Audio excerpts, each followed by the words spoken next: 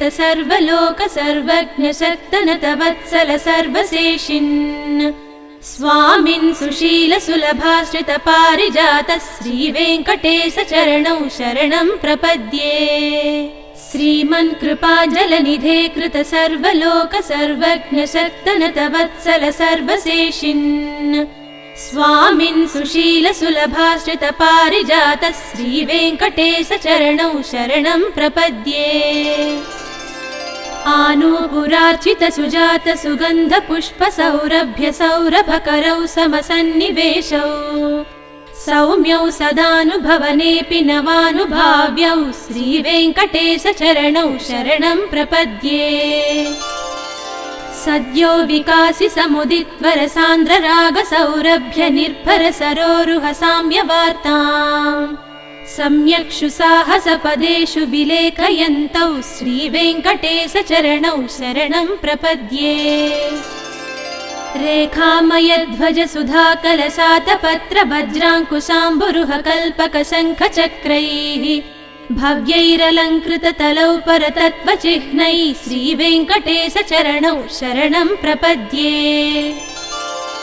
ताम्रोदरच्युति पराजित पद्मरागौ बाह्यैर्महोभिरभिभूत महेन्द्र नीलौ उद्यन्नकांशुभिरुदस्त शशाङ्कभासौ श्रीवेङ्कटेश चरणौ शरणं प्रपद्ये। सप्रेम भीति कमलाकर पल्लवाभ्यां संवाहनेऽपि सपदि क्लममादधानौ कान्ताववाङ्मानस गोचर सौकुमार्यौ श्रीवेङ्कटेश चरणौ शरणं प्रपद्ये।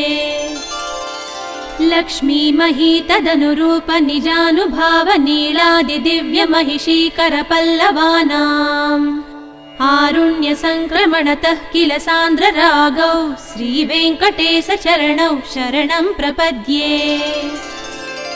नित्यानमद्विधि शिवादि किरीटकोटि प्रत्युक्त दीप्त नवरत्न महप्ररोहैः नीराजनाविधि मुदारमुपादधानौ श्रीवेङ्कटेश चरणौ शरणं प्रपद्ये। विष्णोः पदे परम इत्युदित प्रशंसौ यौ मध्ववुत्स इति भोग्यतयाप्युपात्तौ भूयस्तथेति तव पाणितलप्रदिष्टौ श्रीवेङ्कटेश चरणौ शरणं प्रपद्ये।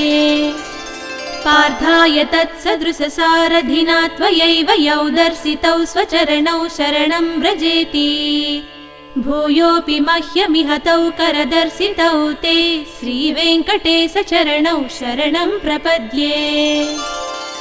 मन्मूर्ध्निकाळियफणे विकटाटवीषु श्रीवेङ्कटाद्रिशिखरे शिरसि श्रुतीनाम् चित्तेऽप्यनन्य मनसां सममाहितौ ते श्रीवेङ्कटेश चरणौ शरणं प्रपद्ये।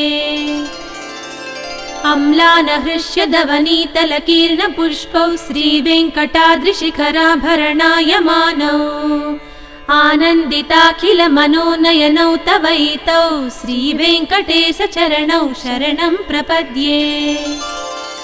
प्रायः प्रपन्न जनता प्रथमावगाह्यौ मातुस्तनाविवसिसौरमृतायमानौ प्राप्तौ परस्पर तुलामतुलान्तरौ ते श्रीवेङ्कटेश चरणौ शरणं प्रपद्ये।